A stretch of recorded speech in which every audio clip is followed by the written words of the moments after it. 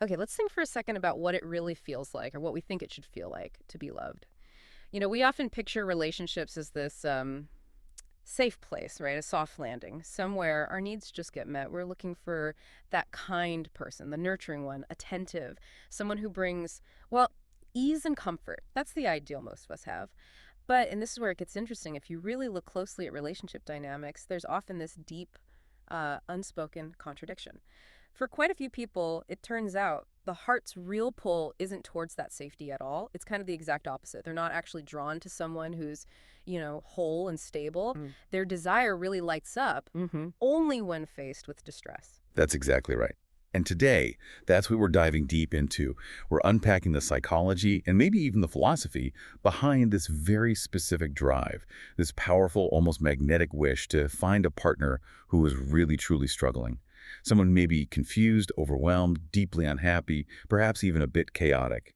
Essentially someone who absolutely needs your full focus, who maybe can't focus on you, but who gives you endless opportunities to hold them, calm them, and this is key, to heal them. Okay, yeah, let's unpack that because it just completely flips the script on how we usually think about partnership. We all have empathy, right? But why do some of us feel that romantic spark, that sense of purpose, ignite not when things are easy, but when there's turmoil? Mhm. What makes trouble almost the core requirement for them to feel love? And it's a particular kind of trouble we're talking about. Right, it's not just like regretting a messy apartment or a bad day. No, the distress that really acts as a magnet here tends to be deep foundational stuff. Often it's rooted in their past, maybe some trauma, really difficult childhood, feeling totally alone, adrift, maybe being bullied or made to feel worthless in a past relationship, or just carrying this deep sadness. Exactly. And what's crucial to understand is, for this compulsive rescuer type, these wounds aren't just unfortunate background details to work through together. No, they are the actual catalyst. Yeah. The very moment the caregiver sees that deep, long-standing struggle in the other person, that's when their affection, their feeling of love really locks in. The partner's wound literally becomes the center of gravity for the relationship. And it's the source of the caregiver's whole identity within it. So it's way beyond just normal, healthy empathy, which is usually about mutual support. Oh, absolutely. This kind of drive is different. It's really a learned coping strategy. It's rooted way back in the individual's own past.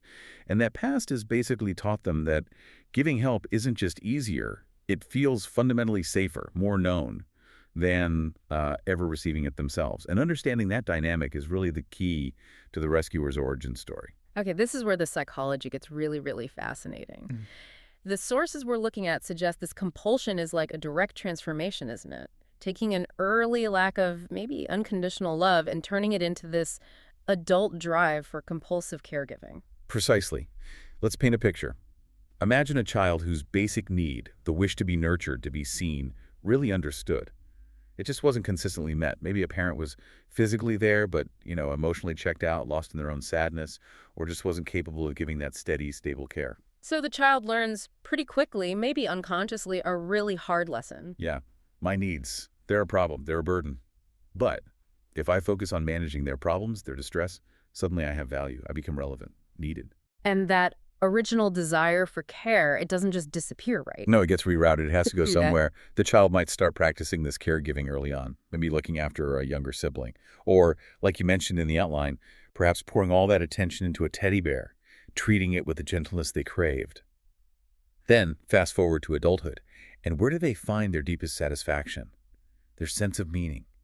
It's in soothing the wounds, the woes of their lovers. Wow. So the core driver, when you put it like that, it's incredibly profound and actually quite painful. The caregiver is essentially trying to offer others the very thing they desperately wish they'd received themselves way back then. It's like they're trying to perform this act of self-redemption by turning that old deficit, that deficiency, into a kind of bounty they can now give away. And this brings us straight to the concept of transference. It's absolutely central here. They're unconsciously taking that needy, wounded part of themselves, the neglected child inside, and they're locating it entirely outside, in the partner. And then they get to work diligently trying to heal that needy self in the partner. It's an incredibly clever, psychologically speaking, but very indirect way to avoid facing their own original wound head on. Wait, so is this all happening unconsciously? I mean, how does that actually work? How does healing someone else help them dodge their own pain? Well, it functions like a really powerful psychological shield. Yeah. By pouring all their energy and focus into the partner's crisis, which is often very visible, very immediate, the rescuer never really has to pause. They never have to look inward at that maybe gaping emptiness left by their own unmet needs from the past. The partner's problems become this constant, necessary distraction if you're always busy saving someone else. You never have to admit how much you might need saving yourself. Exactly.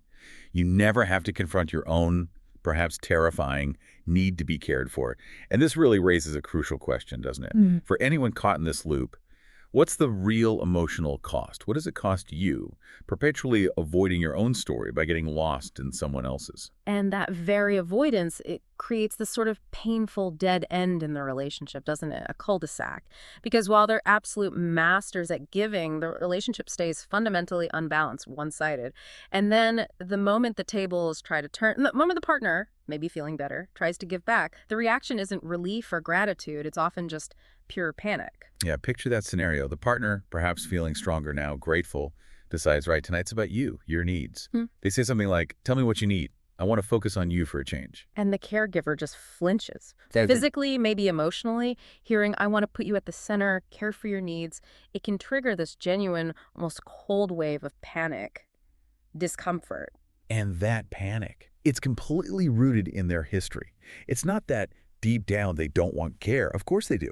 But because that kind of deep, unconditional attention wasn't something they experienced consistently early on, it's become totally alien. It feels frightening.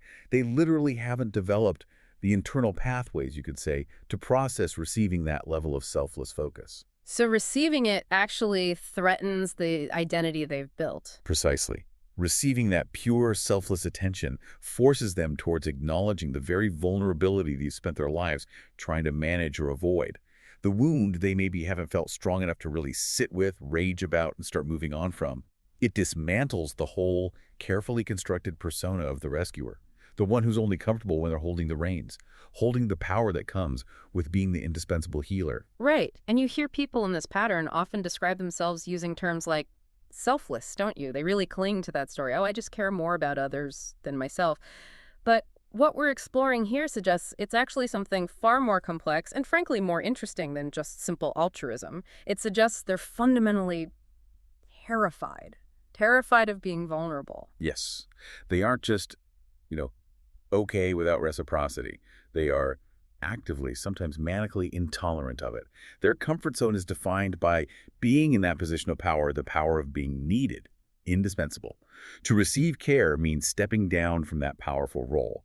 It means admitting a true, terrifying level of need, which, given their history, probably feels unconsciously equivalent to being exposed, maybe even abandoned. Okay, that's a critical distinction. It's not healthy self-care driving this. It's a compulsion to control through giving. Exactly.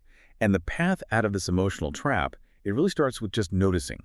Noticing and maybe naming that genuine fear, that anxiety that bubbles up when someone offers consistent, unconditional care without asking for anything back immediately. So if we zoom out, connect this to the bigger picture, what does real growth look like for someone stuck in this compulsive rescuer pattern? Well, it involves a pretty radical shift, actually, Hey. a redefinition of what strength even means. Strength has to move away from just meaning I can handle everyone else's problems, toward something more like I can tolerate my own vulnerability. I can actually accept support without falling apart or pushing it away. And this leads us right back to that idea of true generosity, but in this specific context. For the rescuer, maybe true generosity isn't just about what they keep giving out. Maybe it's about what they finally allow themselves to receive.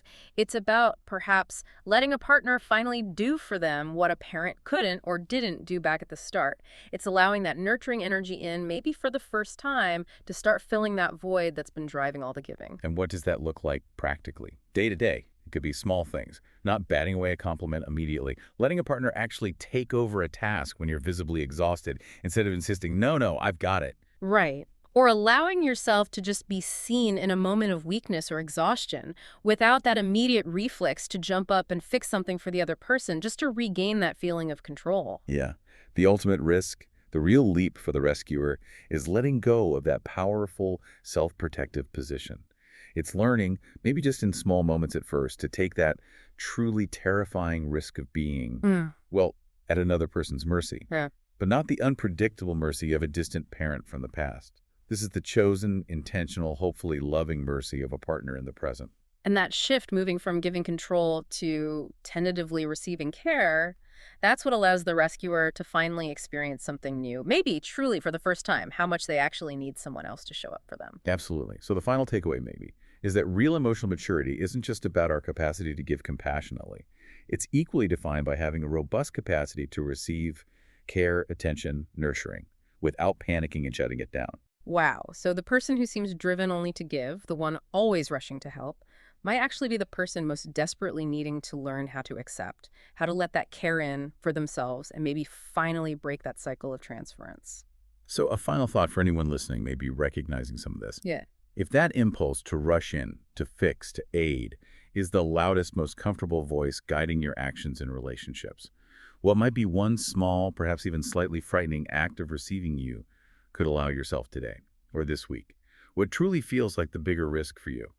Giving up that control inherent in being the giver, or simply admitting, maybe just to yourself at first, your own ongoing need for care? That is a really profound question to sit with. Thank you for joining us on this deep dive into the complex and often hidden allure of the rescuer role.